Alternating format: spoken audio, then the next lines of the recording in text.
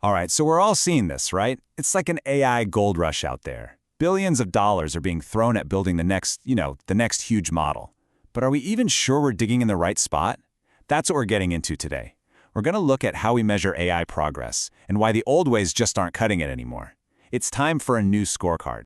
I mean, you've seen it. Every single day, a new AI model pops up, claims the #1 spot on some leaderboard, and basically says, hey, I'm the smartest one here. But let's be real. Are these leaderboards telling the whole story? Or are we just getting really, really good at, well, measuring the wrong things? So how did they back up these claims? Well, with scores like this. We're talking 90+% on a test called MMLU.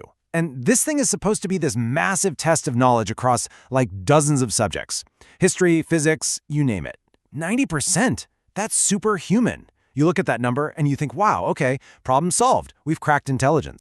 But what if it's just an illusion? What if that big, shiny number is actually hiding something, a lot more fragile? What if this whole race to get the highest score has made us forget about what we're really chasing? Genuine, actually useful intelligence. This right here is one of the biggest challenges AI is facing. And that brings us to what a lot of researchers are calling the leaderboard illusion. Yeah, it's a pretty big deal. It's making everyone in the field stop and rethink everything from the ground up. Okay, so the core of this whole problem, it's perfectly summed up by this idea called Goodhart's law.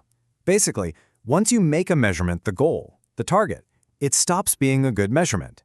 And think about it. With billions of dollars on the line, the pressure to get that #1 spot is just insane. So the score itself becomes the target. And when that happens, well, it doesn't tell you how smart the AI is anymore. It just tells you how good it is at gaming that one specific test. So let's get into the weeds a bit. Why are these old benchmarks breaking down? It really comes down to 3 big things. First up is saturation. All the top models are getting pretty much perfect scores. So what's the real difference between 90% and 90.5%? Not much. It's a dead end. Second, and this is a huge one, data contamination. Think about it. These tests have been online for years. The AI has almost certainly seen the answers while it was training. So it's not learning, it's just memorizing the answer key. And third, this one's probably the scariest, is overfitting. The model gets amazing at passing this one specific test format, but then you ask it to do a real-world task using that same knowledge, and it just completely falls apart.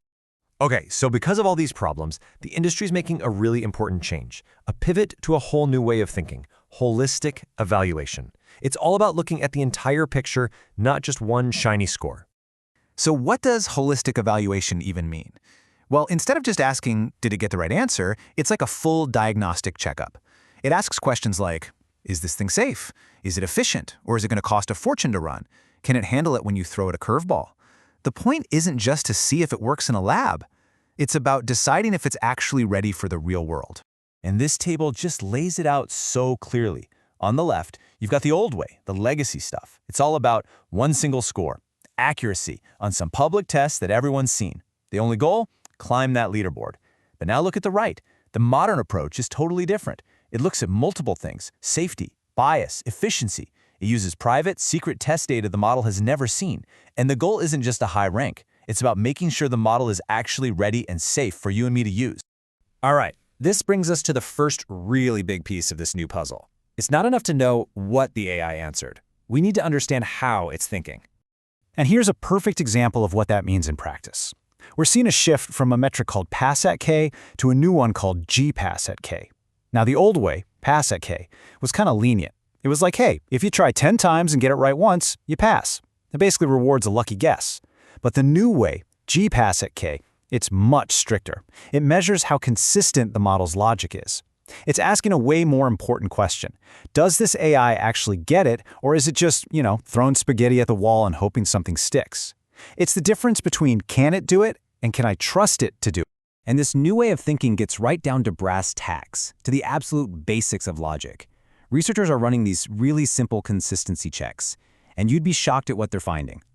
For example, a top model might know that A is bigger than B, and that B is bigger than C, but then it can't figure out that A is bigger than C. Or even crazier, you can trick some of these models just by shuffling the order of the multiple choice answers. I mean, these kinds of failures show there are some serious cracks in how these things actually understand the world. Okay, so that's reasoning. But what about just telling the truth?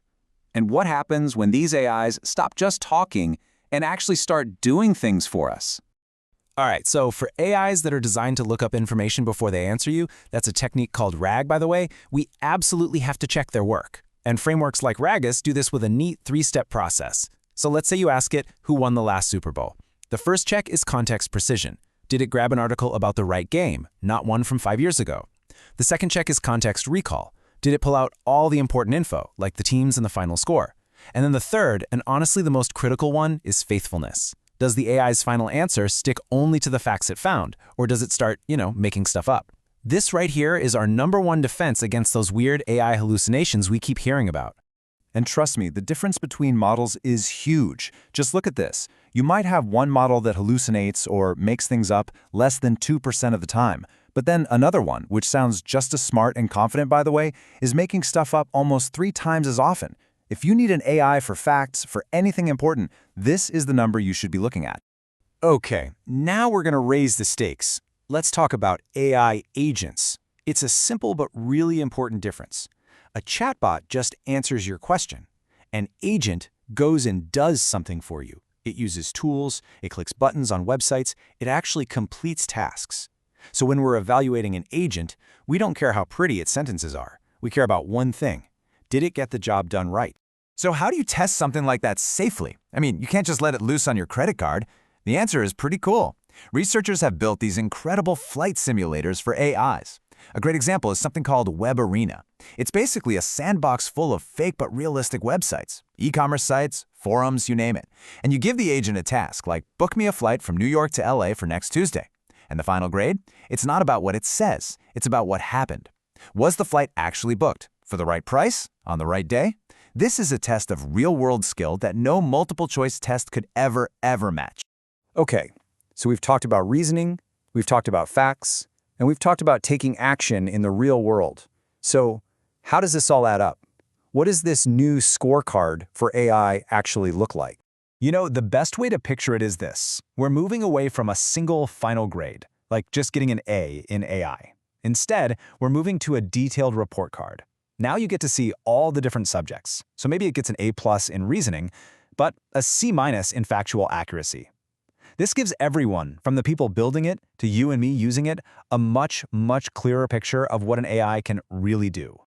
And this table here, this is basically that report card in action. It's a super practical guide. Look, if you're building a tool that pulls up information, your #1 worry is hallucination, right?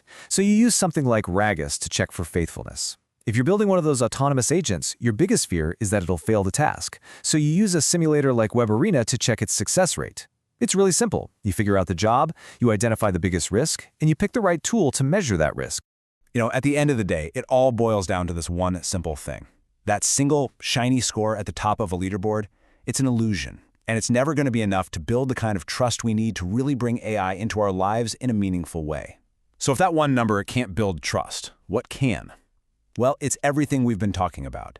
It's this detailed, honest, and ongoing evaluation. It's not about getting a final grade and being done. It's about having a constant conversation so we can all truly understand what these amazing systems can do and, just as importantly, what they can't do, at least not yet.